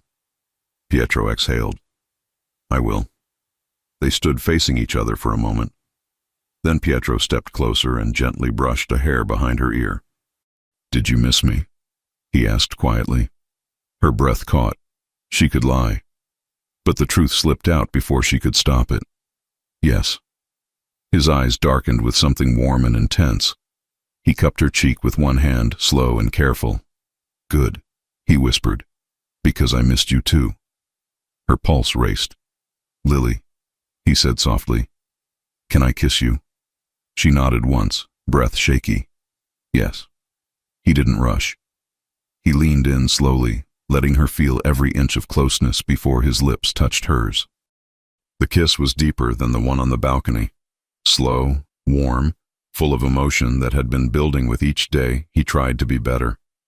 His thumb stroked her cheek as his other hand slid around her waist, pulling her closer. She wrapped her arms around his neck, feeling his body relax against hers. He kissed her like he was memorizing her, like he wanted to learn every way her lips moved against his. There was no fear, no hesitation, no shadows of the past few days. Only him, only her, only the quiet, growing certainty between them. When he finally pulled back, he rested his forehead against hers. "Lily," he whispered, breath warm on her lips, "I'm falling for you." Her heart squeezed. "Pietro," she whispered back, "I think I'm falling too." His eyes closed for a second, like he needed the moment to steady himself. Then he looked at her, voice low and full of promise. "No matter what happens next," he said, "I'm not letting anything touch you. Not fear, not danger, not anyone." Before she could answer, his phone buzzed in his pocket. He tensed. She pulled back slightly. "What is it?" He checked the screen, and his expression changed.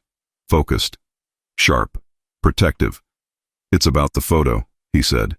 They moved again. Her stomach tightened. He put the phone away and lifted her chin gently. "Go change into something comfortable," he said softly. "We're talking about this upstairs." Her heartbeat climbed. "What are we talking about?" she asked. He touched her cheek one last time. "About the next step," he said. "Because tonight something became clear." "What?" He held her gaze, voice steady. "You're not just someone in my house anymore. You're someone in my life. And anyone who wants to get to me knows that now."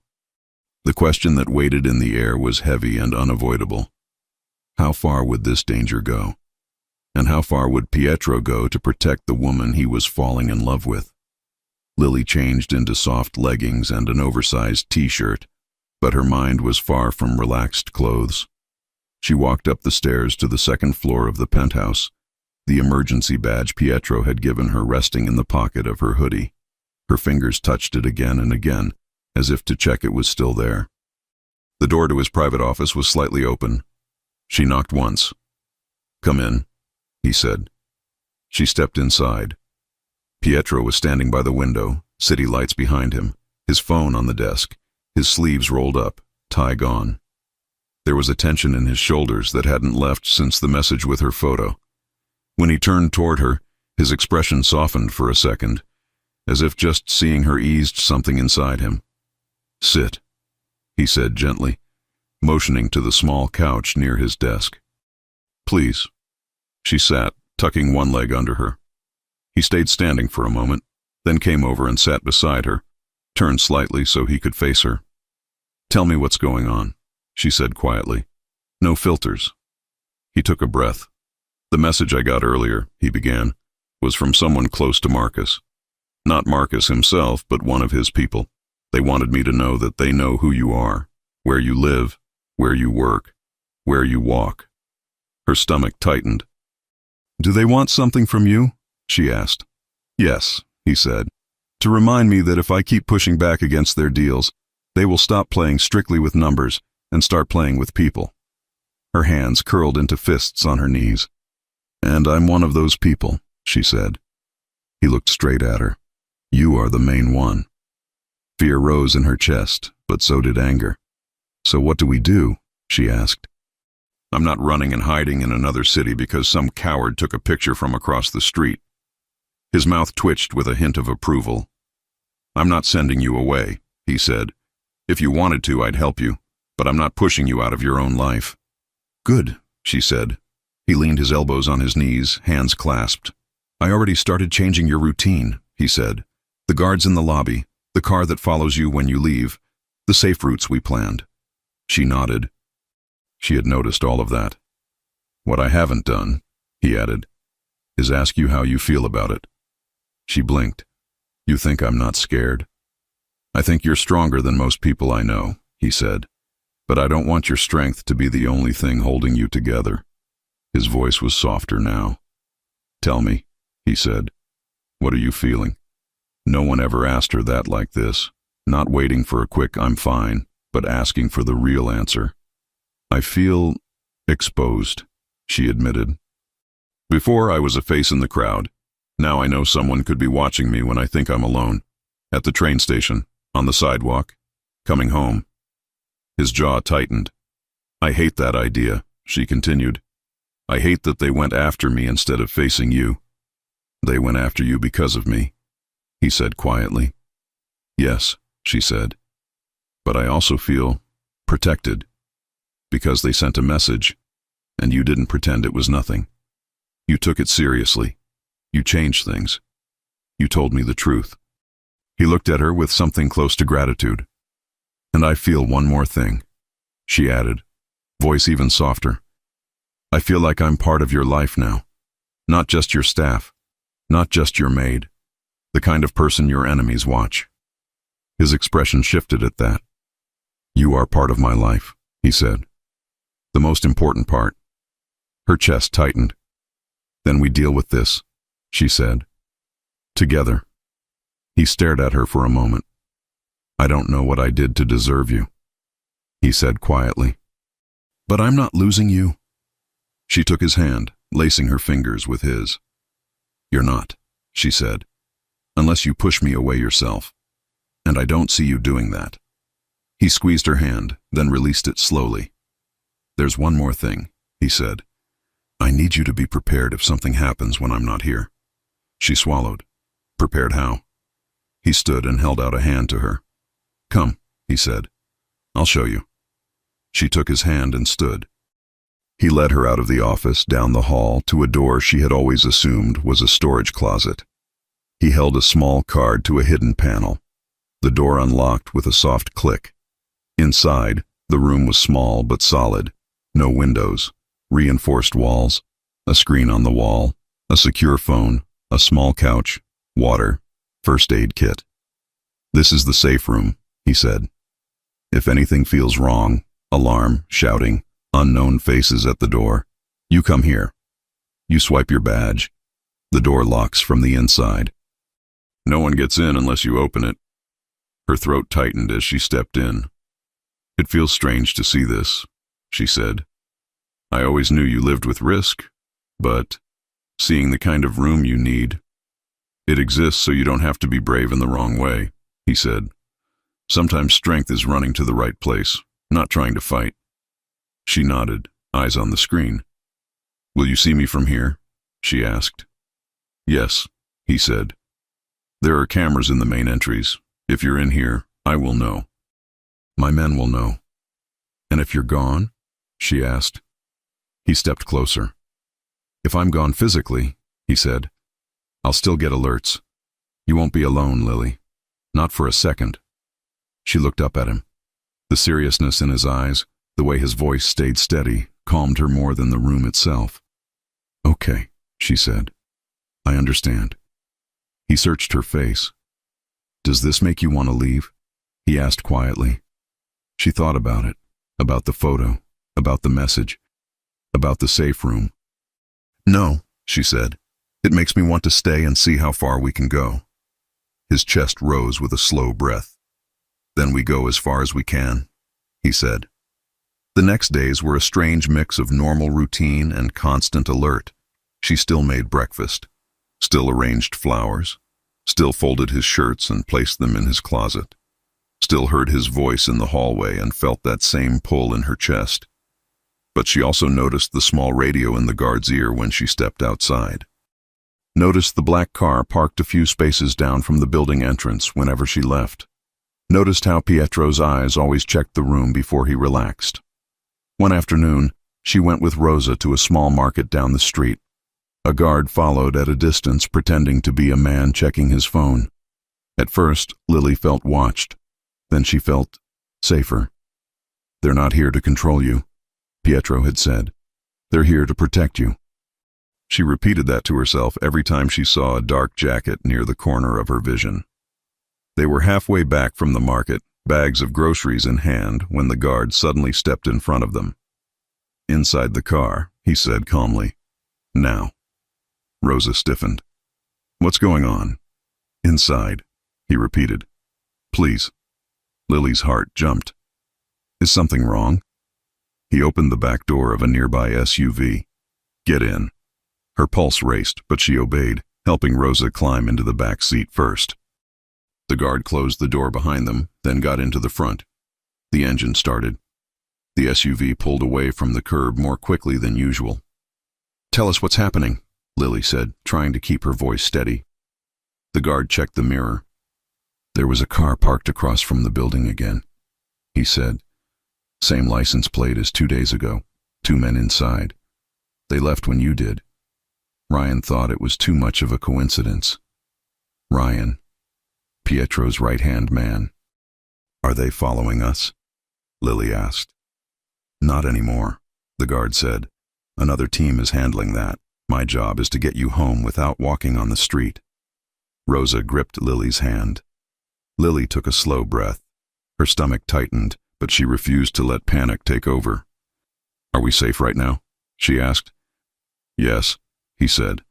Doors are locked, windows tinted. You're okay. She nodded, focusing on her breathing. A few minutes later, they drove into the private garage entrance. The guard escorted them to the elevator, making sure no one else was around, then rode up with them. By the time they stepped into the penthouse, Lily's legs felt a little weak, but she walked straight. Pietro was already in the living room, tension pouring off him. Ryan stood near the window, phone in hand. When Pietro saw Lily, his shoulders dropped with visible relief. Are you okay? He asked, crossing the room in quick, controlled steps.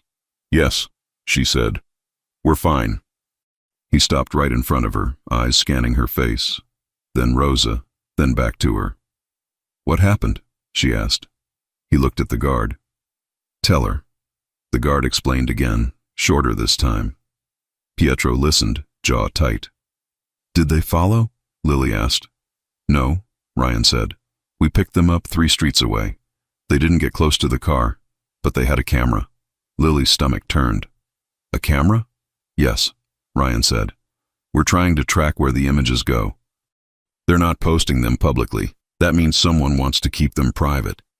Someone who liked having that power. She wrapped her arms around herself. Pietro saw the movement and shook his head. Come here, he said quietly. She stepped closer. He wrapped his arms around her slowly, giving her time to pull away. She didn't. She pressed her face against his chest, breathing in his scent. His hold tightened, strong and steady. You did nothing wrong, he said in her hair. You went to buy groceries. They crossed a line. Not you. She nodded against him. Rosa quietly disappeared into the kitchen, giving them privacy. After a moment, Pietro pulled back enough to look into Lily's eyes. "I'm sorry," he said. "This isn't your fault," she said. "It is," he said. "You are in danger because of me." "I'm also protected because of you," she replied. "If I worked for someone else, no one would care if a car followed me home. At least here, I know you will not ignore it." He stared at her, guilt and gratitude mixing in his gaze. "I wish I could promise you that nothing will ever touch you," he said. "But that would be a lie." "Then don't promise that," she said softly. "Promise that you'll always tell me the truth and do everything you can." "I already do," he said. "Then I accept that," she answered. His jaw worked as he swallowed. "Come upstairs tonight," he said quietly. "After dinner. We need to decide the next steps, and He hesitated. "I don't want you alone." Her heart beat faster. "Okay," she said. Dinner was simple. Soup, bread, quiet conversation with Rosa and one of the other staff members. They talked about normal things, recipes, a show Rosa liked, a neighbor's dog. It was almost easy to forget that someone had pointed a camera at her earlier in the day. Almost. When the dishes were washed and the kitchen cleaned, Lily changed into clean leggings and a soft sweater, then walked upstairs to Pietro's private lounge. The door was open. He was inside, jacket off, shirt sleeves rolled, 2 glasses of water on the coffee table, a folder of documents in front of him. He looked up when she entered. "Hey," he said softly. "Come here." She sat beside him on the couch, not pressed against him but close enough to feel his warmth. "What is that?" she asked, nodding toward the folder. "Information on Marcus and his people," he said. "Patterns, movements, weak points." She frowned. "Are you planning something dangerous?" "I am planning something smart," he said. "Violence is the last option. I have other tools." She nodded slowly. He closed the folder and turned his body toward hers. "But tonight," he said, "I don't want to talk about them only. I want to talk about us." Her heart skipped. "Us," she repeated. "Yes," he said, "because if they are using you to get to me, then what we are, whatever we are, is already real enough for them to see." She swallowed. He reached out and took her hand gently. "Lily," he said, "I care about you. That is not new. I have tried to deny it, ignore it, bury it. It never worked. The night at the club proved that." She remembered the jealousy on his face, the anger in his voice, the humiliation in front of everyone. "I don't want to love you in that way," he said quietly, not with shouting, grabbing, fear. "I want to love you with calm, protection, patience, and respect." Her chest tightened. "You used the word," she whispered. "Love." He nodded once. "I am not asking you to say it back," he said. "I'm not asking you to know what you feel right now. I just need you to know where I stand." Her eyes stung. She squeezed his hand. "Pietro," she said, voice low. "I don't know if I'm ready to say that word yet. But I know this. I feel safer with you than without you. I feel more seen in this house than I have in my entire life. I think about you when I wake up and when I go to sleep. I want you to be okay. I want to be the one you come home to." He exhaled, relief washing over his face. "That is enough," he said. "More than enough." He let go of her hand only to cup her face with both of his, thumbs resting near her jaw. "May I?" he asked quietly. She nodded. He leaned in and kissed her. This kiss was different from the balcony. It had the same care, the same control, but there was more emotion pressed into it. Months of tension, days of fear, hours of holding back. His lips moved against hers slowly, giving her time to feel each second. She slid her hands up his chest to his shoulders, then around his neck, pulling him closer. He responded with a low sound that came from deep inside him, his hands moving back to her waist, then up her back, holding her like he never wanted to let go. He broke the kiss, only to press his forehead to hers, breathing harder than before. "You have no idea what you do to me," he said, voice rough but gentle. She smiled, a little breathless. "I have a guess," she whispered. He chuckled softly and kissed her again, shorter this time. They stayed like that for a while, kissing, talking in low voices, touching without crossing the line into anything explicit, just discovering the comfort of each other's bodies and the calm that came from being close. At one point, she rested her head on his chest. His hand moved in slow strokes along her arm. "How is your heart?" he asked quietly. "After today?" "Still beating," she said. "Stronger than I thought." "And your mind?" he asked. "Tired," she admitted, "but clear." "And your trust in me?" he asked, voice lower. She tilted her head up to look at him. "Growing," she said. "Every day." His eyes warmed. "Good," he said, "because I need your help." "With what?" she asked. He shifted slightly, reaching for his phone on the table. He opened a message and showed it to her. It was short. "We should talk. Neutral ground. Tomorrow night." Underneath, a name, Marcus. Her body tensed. "He wants a meeting," she said. "Yes," Pietro replied. "A sit-down. No weapons inside, neutral territory, witnesses." "Can you trust that?" she asked. "I can trust that he wants something," Pietro said, "and that he prefers deals to open war. The problem is what he might ask for." She swallowed. "What do you think he wants?" she asked. "Control," Pietro said simply. "Over me, over certain parts of the city. He wants me to stop interfering. If I don't, he will keep testing my limits." She understood without him saying it. Testing his limits meant testing hers too. "What are your options?" she asked. "I can refuse the meeting," he said. "But that makes things worse. Or I can go and set my own terms." She searched his face. "What do you want to do?" she asked. His eyes met hers. "I want to hear what you think," he said, "because this affects you now. I am not deciding this alone." No one had ever given her that kind of weight in a decision like this. It made her feel respected in a way she hadn't known she needed. She thought for a long moment, fingers playing lightly with the edge of his sleeve. "If you refuse to go," she said slowly, "he'll think you're afraid, or that you don't care what he does. That might make him more reckless." Pietro nodded once. "If you go," she continued, "you can look him in the eye and make your own lines clear. You can tell him what is off limits. You can show him you're not weak and you're not alone." He watched her carefully. "But if you go," she added, "you come back." His jaw softened. "I plan to," he said. "I'm serious," she said.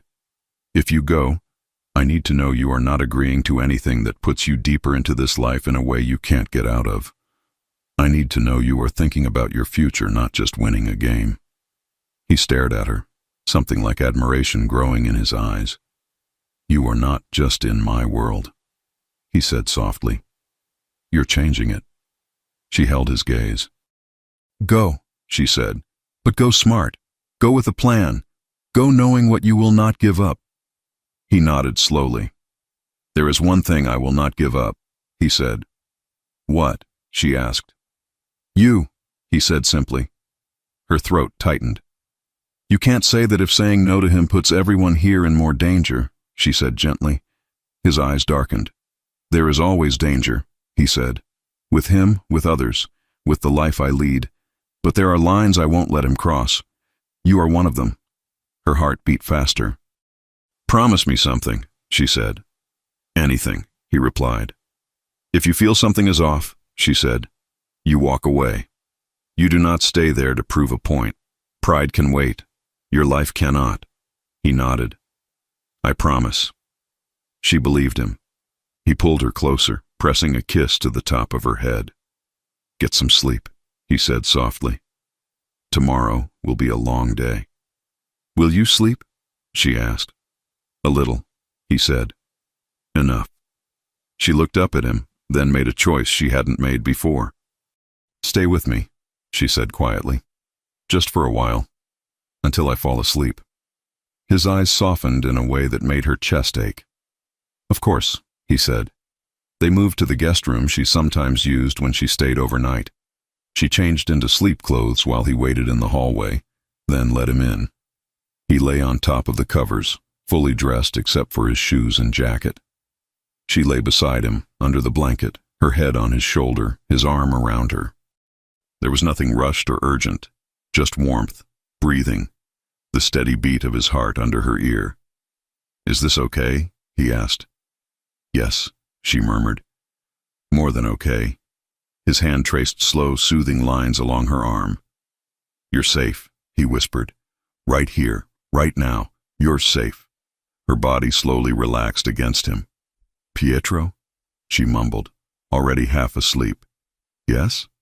"Come back to me tomorrow," she said. He pressed his lips to her hair. "I will," he said. "I promise." Sleep pulled her under. He stayed awake a little longer, watching her face, memorizing the calm there, before finally closing his eyes. The next day, he would walk into a room with a man who liked games and threats. The next day, he would decide how far he was willing to go to keep his world under control. And the next day, Lily would wait in a penthouse full of guards and cameras, holding on to a simple, heavy question.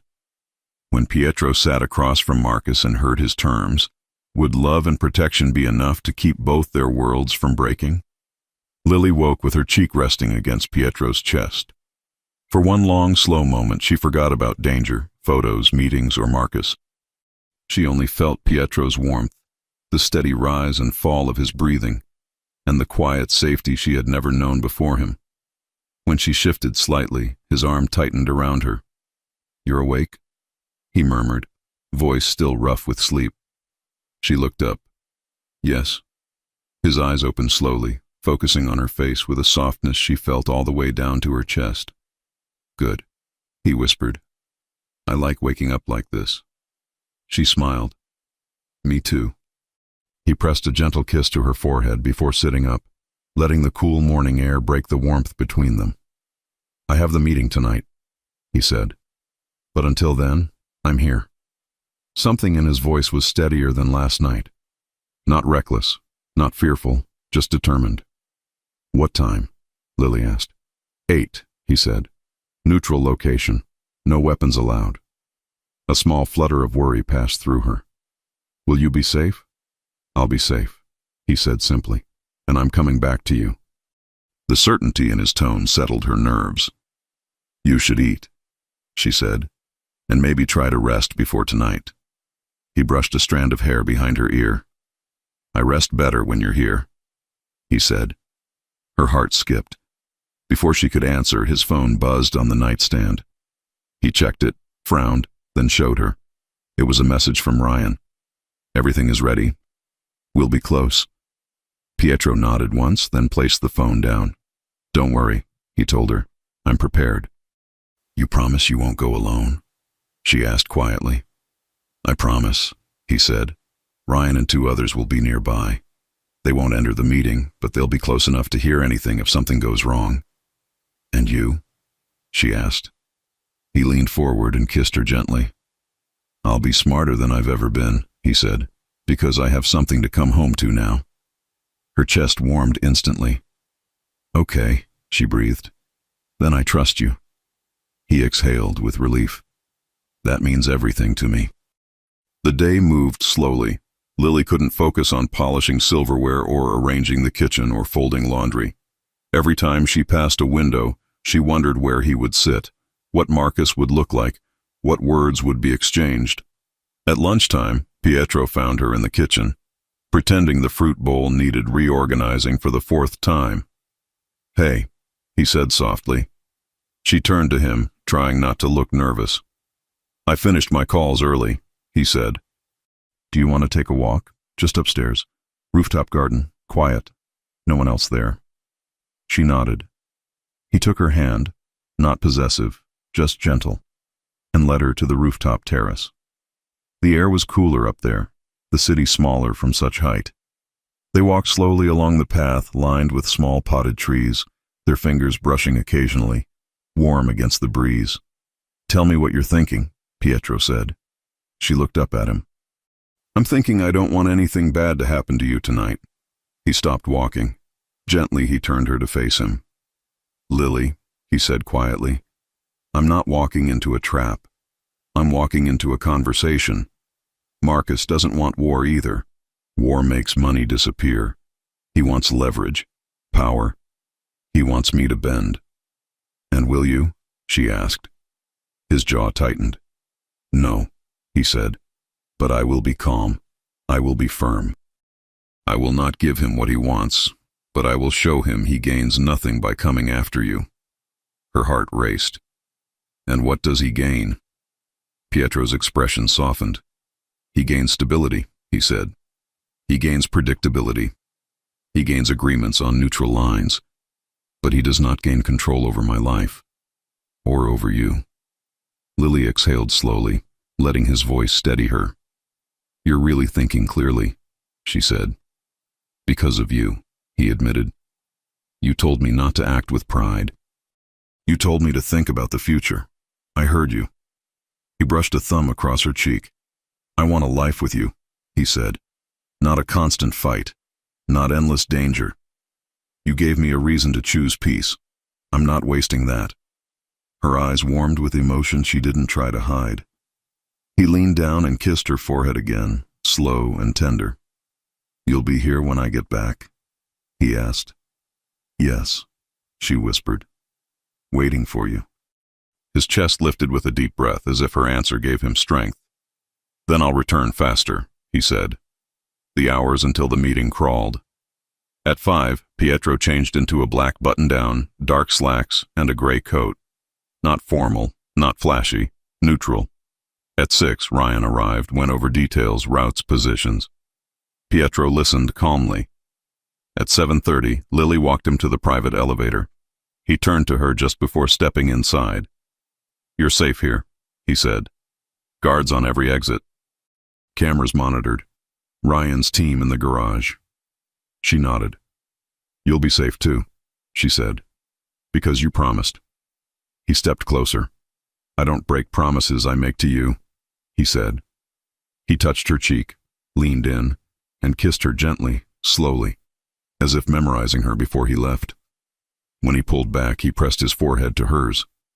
I'm coming back, he whispered. This isn't a goodbye. It's just a meeting. She whispered back, Come home to me. He kissed her once more and stepped into the elevator. She watched the doors close. And then she waited. The minutes felt long. The hour felt longer. She paced the living room. She sat on the couch. She stood at the window. She made tea and didn't drink it. She checked her phone even though she had no messages. Rosa tried to distract her with stories from her childhood. One of the guards brought her a bottle of water and reassured her nothing unusual had been reported. But her heart didn't calm until she heard the elevator ding. She turned sharply. The doors opened. Pietro stepped out. Whole. Safe. Calm. Her breath rushed out of her body so fast she felt dizzy. He closed the distance between them in a dozen long strides. Before she could speak, he wrapped his arms around her and held her tight, his face pressed to her shoulder. I'm here, he murmured. I'm home. She hugged him back just as tightly, feeling his warmth, smelling the faint scent of cold night air on his coat. I was so scared, she whispered. His hold tightened. I know, I'm sorry. But I'm safe. We're both safe. She leaned back just enough to see his face. What happened? She asked. He cupped her cheeks gently. Marcus wanted influence, he said. I told him no. He wanted me to back off certain areas. I told him we negotiate through legal channels, not threats. And he listened? She asked. To most of it, he said. Enough to walk away without pushing for more. She frowned slightly.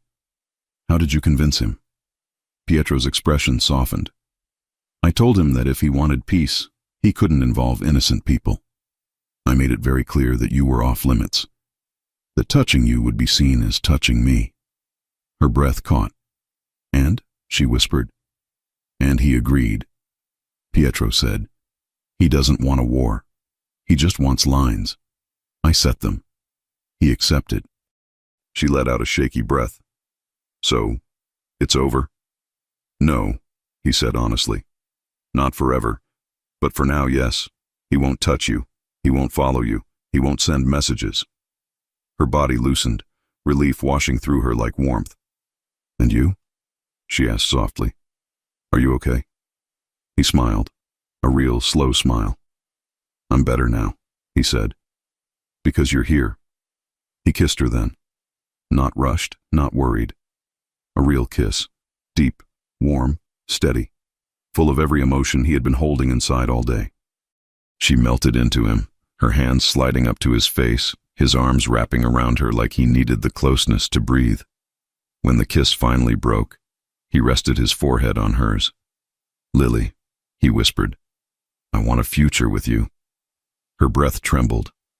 I want that too, she whispered back. His eyes softened even more. I don't want you to be my maid anymore, he said. She blinked. You're firing me? He laughed softly. No, I'm promoting you. She stared. To what? She asked. He took her hands in his. To the woman who shares my home, he said. My life, my mornings, my nights. She swallowed, emotion thick in her throat. Are you asking? She whispered. I'm asking, he said, if you want to move from the staff room upstairs to my room. A soft gasp escaped her. You want me to live with you? She asked. I want you beside me, he said quietly. Not as someone who works for me, as someone I love. Her heart flipped completely. She didn't hesitate. Yes, she whispered. I want that. His relief showed in his entire body. He kissed her again, slower, sweeter, as if sealing the promise between them. They stayed like that for a while, wrapped in each other, holding on to the calm after the storm. When they finally pulled apart, he took her hand. Come on, he said softly. Let's go upstairs. Why? She asked with a teasing smile. He lifted their linked hands. Because you're moving rooms tonight. Her cheeks warmed with joy. They walked together to the master suite, not with fear, not with uncertainty, but with the beautiful weight of a choice they both made. He opened the door for her. Welcome home, he said. She stepped inside, and for the first time, it truly felt like hers. They spent the night talking, laughing, lying together in the quiet glow of the bedroom lamp. He held her close, her head on his chest, his hand tracing soft lines along her arm. No rush, no pressure, just warmth and certainty. Before sleep claimed them, he whispered, You're my peace. She whispered back, You're my safe place. And they fell asleep holding each other, the city lights below blinking like distant stars. 2 weeks later, the danger had faded. The guards relaxed. Marcus stayed quiet. Lily and Pietro found a rhythm, kissing in the kitchen, sharing breakfasts, walking on the rooftop at night, planning real things, tender things, future things. One morning, Lily made coffee in her personalized mug. Pietro walked behind her, wrapped his arms around her waist, kissed her neck softly, and whispered, Tell me, do you regret saying yes? She turned in his arms, cupped his face, and answered with a smile that reached her eyes. Not for a single second. He kissed her, warm, slow, full of love, and the two of them stayed like that, wrapped in each other, the whole world outside finally quiet. Their love story, born from jealousy and danger, had become exactly what neither of them expected. Something soft, something steady, something real, and beautifully theirs. If you enjoy stories like this, take a moment to subscribe to the channel. That's how I'll know you truly liked it. Even if you're watching on your TV, grab a second to join this family of fans who love emotional and heartfelt stories. Your support means everything, and it helps us bring you even more tales like this one.